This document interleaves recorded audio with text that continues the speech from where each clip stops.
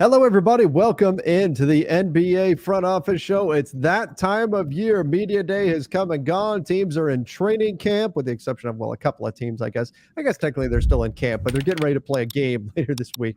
But nonetheless, the majority of the league is in training camp. Now we've got a lot of things to talk about. We've got some signings, some extensions. We've got a certain players showing up. Lots of things to dive into today. I'm Trevor Lane. Find me over on X at Trevor_Lane, joined by Keith Smith at Keith Smith NBA. Keith, pretty solid media day yesterday, I thought, when the dust all settled.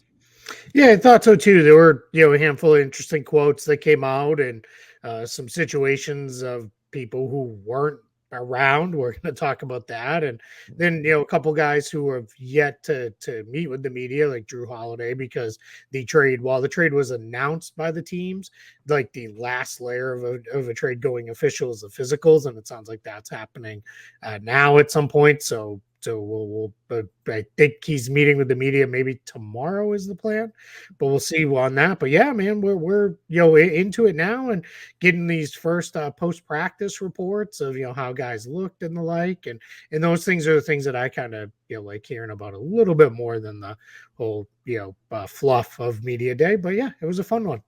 Then the 12 pounds of muscle or whatever it is that the guys have put on.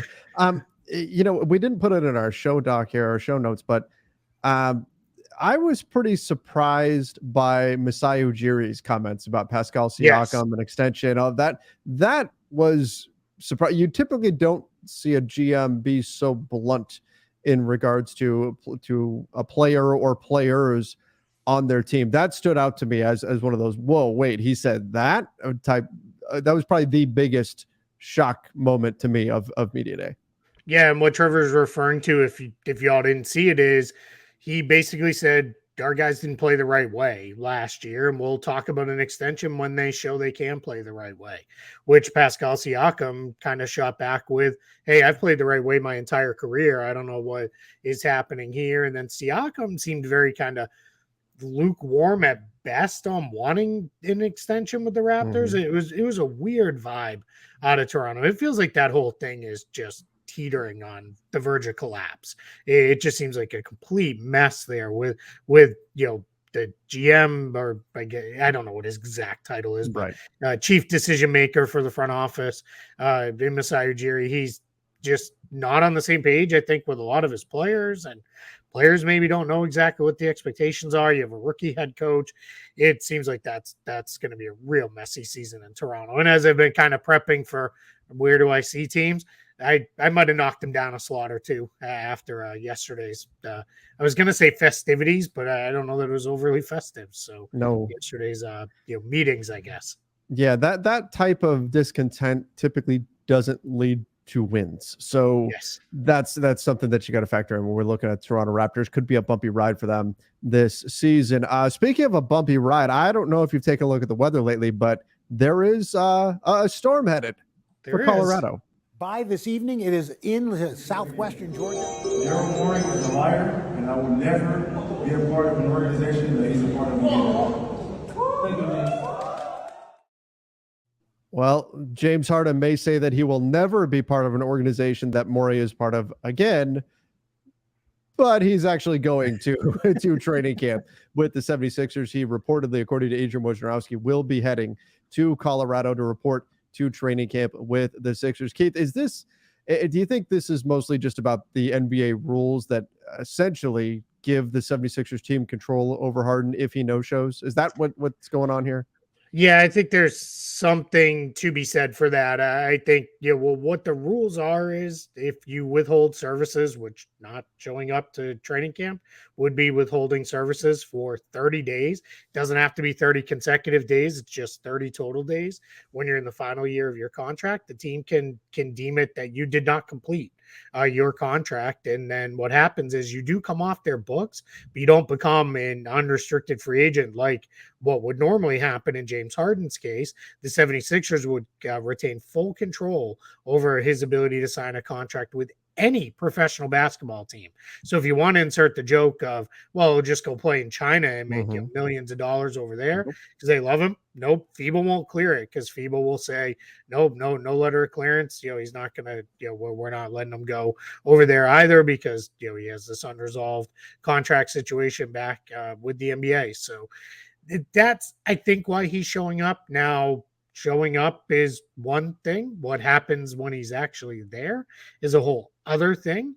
We don't even know if Philadelphia put, because they could always go back and say, hey, today was excused. We said, don't worry about it. It's fine. You're traveling in late.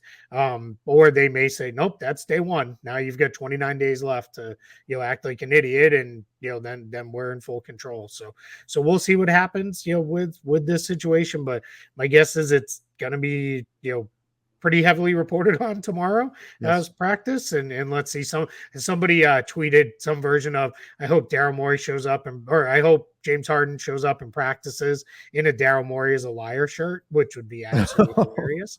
I think that would be amazing, but I kind of don't think that'll happen. My guess is it's probably akin to maybe when Ben Simmons showed up and he's just kind of there and not doing a whole heck of a lot. In terms of like epic practice scenarios, that's up there with Jimmy Butler taking the third string guys and beating the starters with the Wolves and really laying into them. That would be absolutely or Andrew Bynum. Like that's the all timer. Yeah. It's Andrew Bynum shooting the ball from wherever he caught it, including like 90 feet away. Is there footage of that practice somewhere? I wish, man. There has to be. Somebody needs to release it. Like he's done. He's retired now. You're not gonna hurt his playing prospects or anything. We need to see it. Give the people what they want with that one, right? I just want to see him launch a few 85-foot jump shots. That's all. Yeah, exactly. If he can do that, then it'll be a lot of fun. I think it'd be fun just to see. It's because you can do that like in video games and stuff. Where you just grab the ball and you just chuck. Like when you hit the wrong button.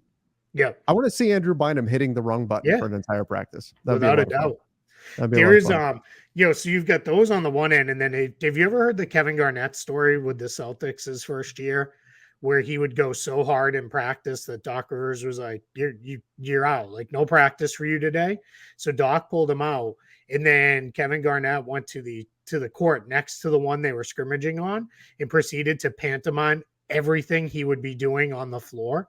As if he was still out there going just as hard as he would have if he was actually scrimmaging with the team. So then Doc Rivers finally canceled practice entirely because he's like, all right, if he's going to do this, I got to cancel practice entirely. So that was, him trying to kind of preserve KG in the latter years of his career. Who knew at that point he'd go on to play like another 6 or 7 seasons? But that's kind of the opposite end of how I think James Harden will show up. Yeah, James Harden will not be pantomiming anything other than maybe the box of donuts to his mouth or something like that. He'll be hanging out over on the side with a cup of coffee, and I think that's the extent of his involvement there. One guy who wants to play basketball though, Lonzo Ball. As he vows to return. We know he's obviously been dealing with knee issues, had multiple surgeries. He's not going to play this season, but says his career is not over. He is going to come back and he is going to play NBA basketball again, which is fantastic news, right? I mean, nobody wants to see Lonzo's career end. Of course, a few months ago we talked about this, Keith, and we said that the priority first and foremost it's his life from here on out, just his mobility. Like there was real concern over that. But if he's confident that he can not only get back to being himself, but he can get back out on the floor, that'll be a special moment when he eventually gets back onto an NBA court. Yeah, agreed. Yeah, we're going to be 2 seasons that he hasn't played. Hopefully he'll be ready for the start of next season. The update he gave was after that third surgery, feels like things are going well. He's had no setbacks. He's just doing the work he's supposed to do and going along. And then he I think kind of tongue in cheek a little bit was like, and guys, I'm 25. Like I still can do this. I've got a long career ahead of me with this one. So hopefully he gets back because that Bulls team, they're not going to be the same because there's going to be other decisions that'll be made in the like by the time he returns. But they were playing pretty well and playing really good basketball with him. So hopefully he can get back and be at least some version of what he was before he went down with this knee injury. We didn't put it on the show rundown, and there's really not a whole major update. But Ricky Rubio, yesterday, the Cavs gave an update that he's not at training camp. He remains away from the team. If we remember, over the summer, it broke. He was going to miss the World Cup due to personal issues. There was some thought of, that there was something going on with him with mental health, and he was trying to work through something there. We don't know exactly what that is, and quite frankly, we don't need to. No. That's between him and the folks who need to know. But the Cavs did say, he has their full support. They hope he will rejoin them at some point this season, but for now he is away from the team. So just wanted to note that, because I know some people might be wondering what's going on with that situation. Yeah, no, good to note for sure. Chris Paul didn't sound too opposed to coming off the bench for the Golden State Warriors. Now it's just coming out right now. He's not going to, because Draymond Green is going to be out. In fact, Steve Kerr apparently just announced that he's going to start his regular starters for game 1 against preseason, which is against my Lakers. And it's going to be Steph Curry, Chris Paul, Klay Thompson, Andrew Wiggins, and Kevon Looney starting for the Golden State Warriors in game 1 of preseason coming up on Saturday. Which that's the lineup you would expect, right? We would expect it to be them kind of working through with each other with this, and this is not obviously not the ideal way you want to get there, because somebody's out with an injury, but this just give them a little something to kind of juice things and get it moving in this direction. So yeah, I think this makes some sense, right, to have it that way. So I think, I'm very curious to see how this all goes when everybody's available. Now, how often is that going to be? We'll see. I think there's a handful of teams around the league this year that I think we're going to hear comments like, we have 6 starters, right? And we're just going to kind of figure it out. And I think this is, the Warriors are one of those teams. Now, maybe by the time Draymond is back and somebody else is out, or it's time for somebody else to take some games off or something. But yeah, I mean, that's a small lineup. That's a lot on Kevon Looney to do a lot of the screening and rebounding and all the big man stuff. But they should be able to get by. It's not very few teams play with 2 bigs anymore like that. So something that the Warriors are just going to have to get through for a little while. Yeah, absolutely. Yeah, the whole we have 6 starters thing, it's like it's starting to be right up there with like, I give 120% or whatever. Like in terms of like, it sounds good, but is physically impossible. We're starting to hear that more and more. It's just becoming a more common. It reminds me in football when it's like we have 2 quarterbacks, and the old reply is, if you have 2 quarterbacks, you have none.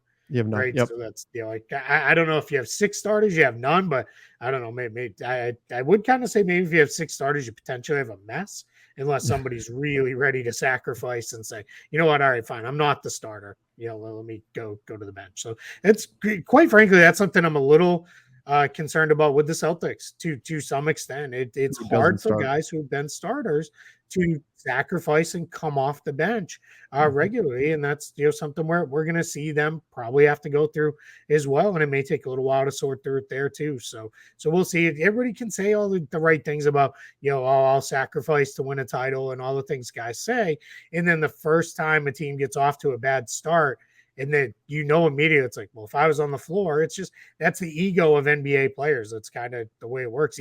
Even the selfless NBA players tend to still have a pretty big ego about their skills and ability to help a team. So it's definitely something I'm monitoring around the league for a handful of teams. Well, if you believe Russell Westbrook, it can actually be detrimental to your health as well, because it changes your pregame warm-up routine to the point where you suffer injuries. The dangers of the bench are real. Sitting in that seat can cause all kinds of very, very serious injuries that we should not joke about.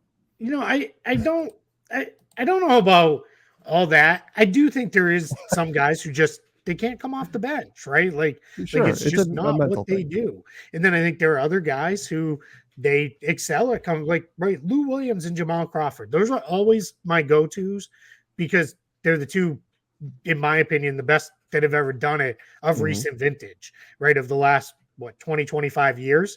I think those two guys are the absolute best out of everybody who's done it. And I think the big reason was they could come in a game and get hot immediately. They needed like 2 shots and they're ready to go.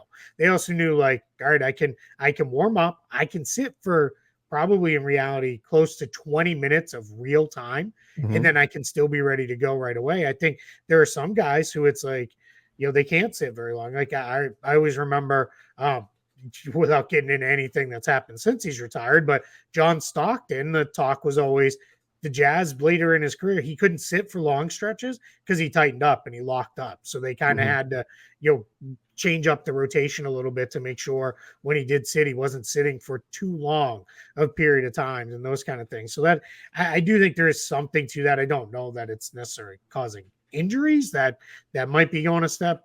They're 12 too far, but I'm not sure about all that. Yeah, I think that was a unique situation that we experienced last year. Reggie Bullock. How happy are you? That's not like your life this year. So happy. So we were talking about this actually yesterday on Lakers Nation. I had Daniel Starkand on the show, and he mentioned he was at Media Day yesterday, and he said this was the lowest attended Media Day he's ever seen in terms of because all the national media is in Philly, they're in Milwaukee, they're in Miami, they're in Portland, right? There's no drama around the Lakers. That is true. It's kind of a breath of fresh air. I'll tell you that. Yeah, that is true. Yeah, not that there's not lineup decisions that Darvin Ham needs to make, but they're not.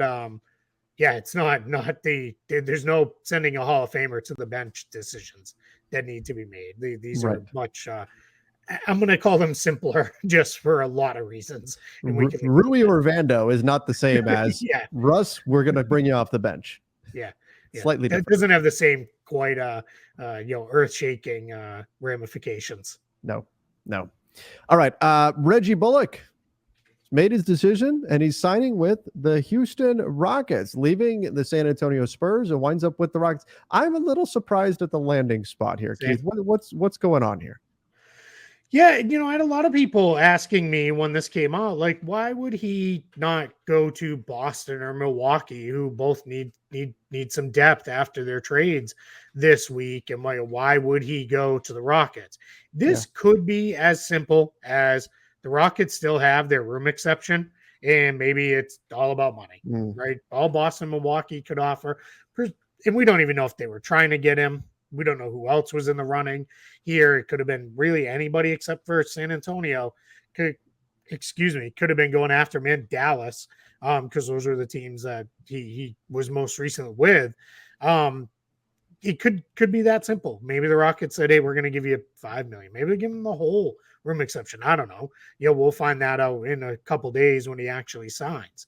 But I think there could be that. He may have looked at it and said, "Hey, there's a better path for me to play a bigger role in Houston. I can really come in there and play a big role on this team."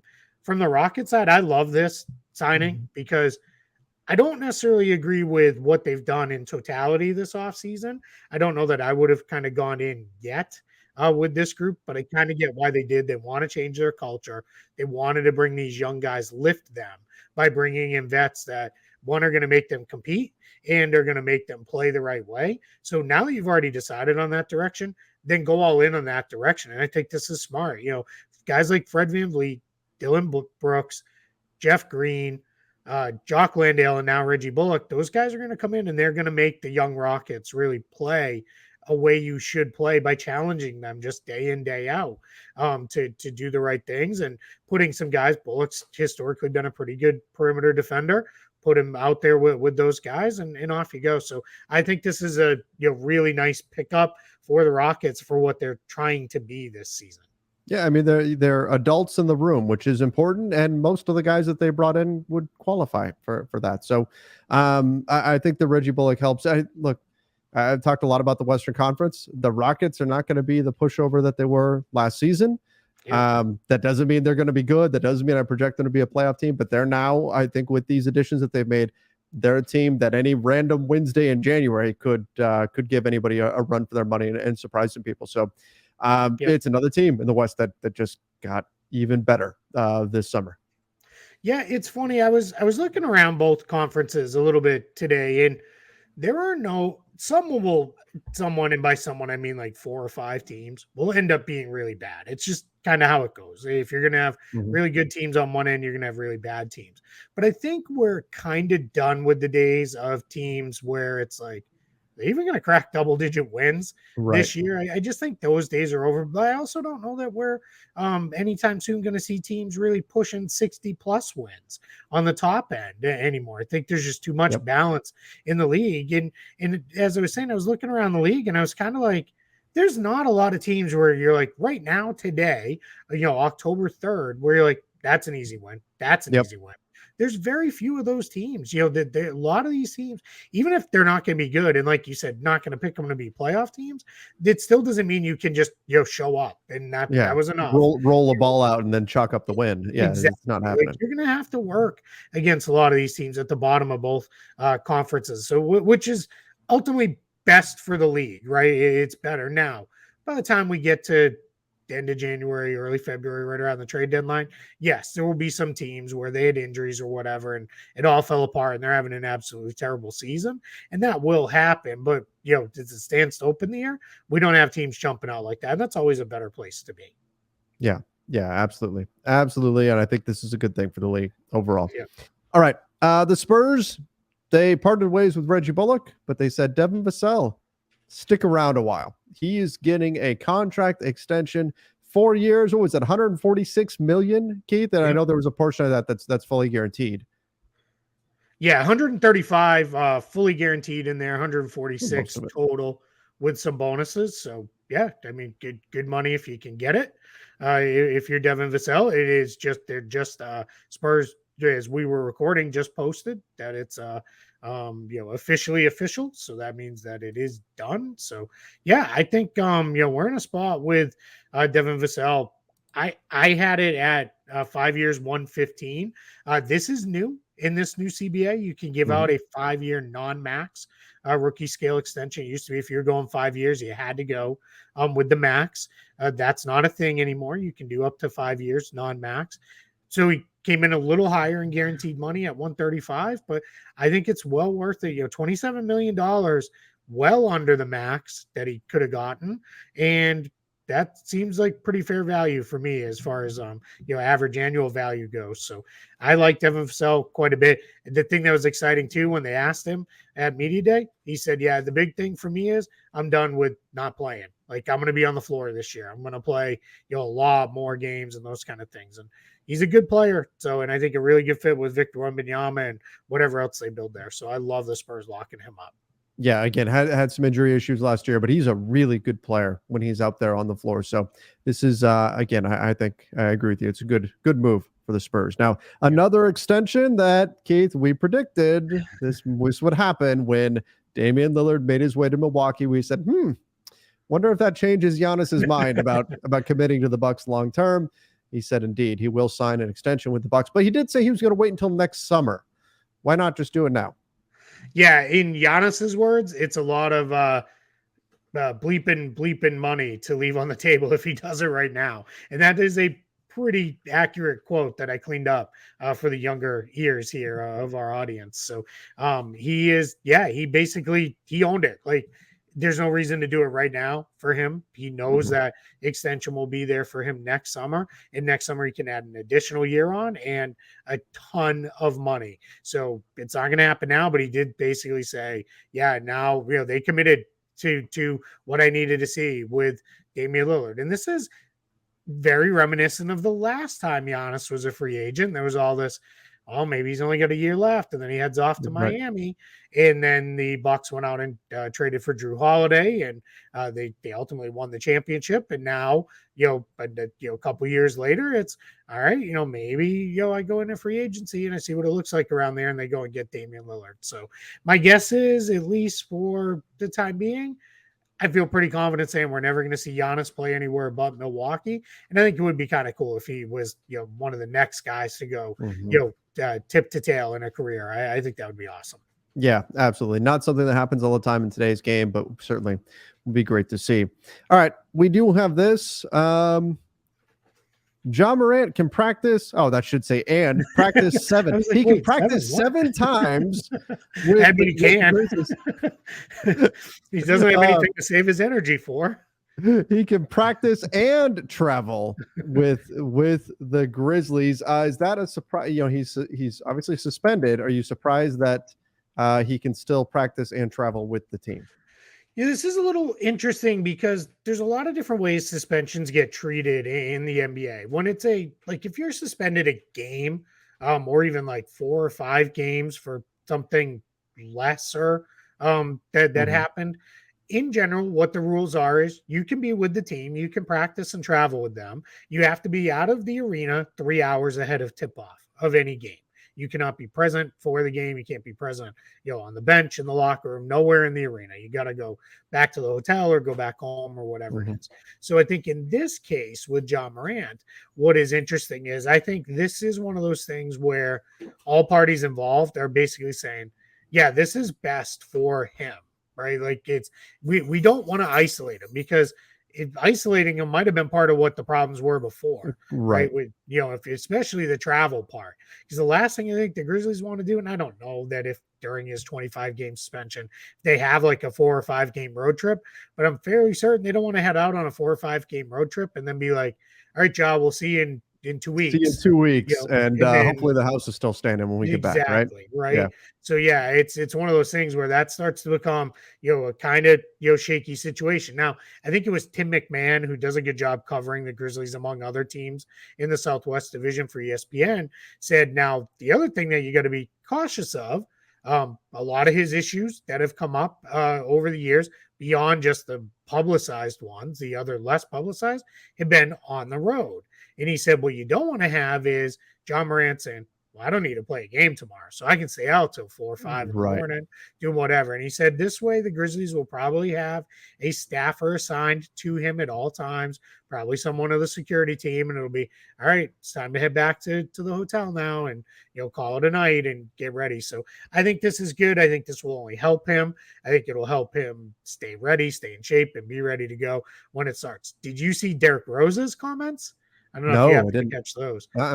He basically said, I'm not a babysitter. I'm not here to babysit him. I'm not here to, push him. I'm here to play, and I'm here to push him on the court. I will help him. I'll do anything I can, any advice I can give, but I'm not here to be his babysitter, which is, I think that's the right approach if you're Derrick Rose at this point in his career too. He's clearly been through quite a lot on and off the court himself. So I think this is a spot where, hey, I can give you advice, but yeah, I'm not going to hold your hand through this. That's not what I'm being paid to do. I'm being paid to play. Right. Yeah, it makes sense. It makes sense that he would have that perspective on it. Yeah. All right. Well, media day in the books. We're getting news coming out of training camps and things like that now. And we've got basketball. In fact, what is it? 2 days? We have a basketball game in 2 days, right? The Mavs are playing? Yeah, Thursday. Yep. That's right, Thursday. I haven't even changed my calendar today. Yeah, Thursday afternoon, noon Eastern. Mavs and Timberwolves, first preseason game. It's on NBA TV. So, let's go. All right. Oh yeah. And then what? And then Friday we got nothing. And then Saturday we got Mavs Timberwolves again noon on NBA TV. And then I think a game you might be watching and interested in a little later that evening, Lakers and Warriors. I will be indeed. I'll be calling that game over on playback for the Lakers Nation crew and having a good time. We're ready to go. I've been counting down, Keith, to this game. I know. I see you every day on Twitter. I see you put it out there, and you're fired up and ready to go. It is funny how many people are count down to the regular season. What's that? It's funny how many people are confused in your mentions each day when you post. How many days to Lakers basketball? Yeah. They're like, wait, I thought it was like October 20 something, and not October like in like a week and stuff. Yeah. So I always chuckle at that, but it's like, hey, don't rip on my dude for being excited for hoops. No. Yeah, I mean, hey, for me, preseason counts. They're out there on the floor. Otherwise, like that, I'm just punishing myself if I'm saying, well, it's not.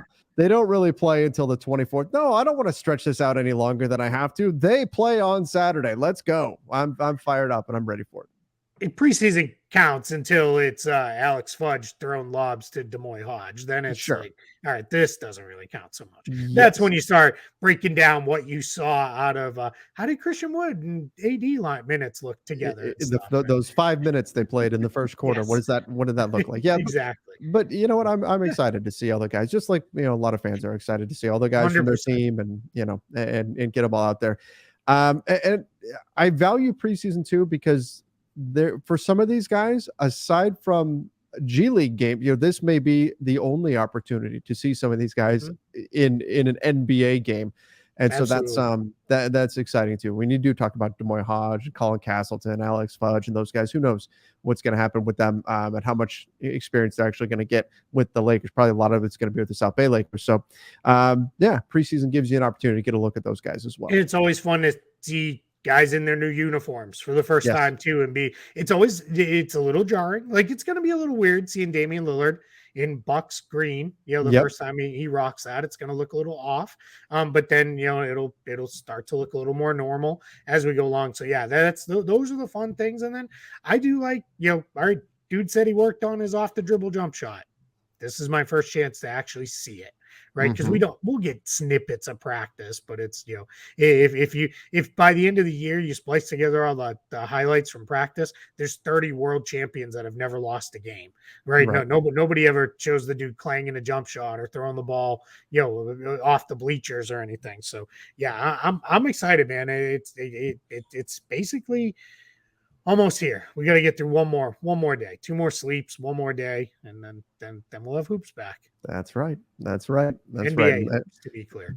That's right. Yeah, life will feel a little bit more complete at that point. But I want to thank everybody for joining us for today's show. Make sure that you do subscribe over on the NBA Front Office YouTube channel. Of course, make sure you follow us over on Apple Podcasts, Spotify, or wherever you listen to podcasts. Until next time, everybody. See ya and stay safe.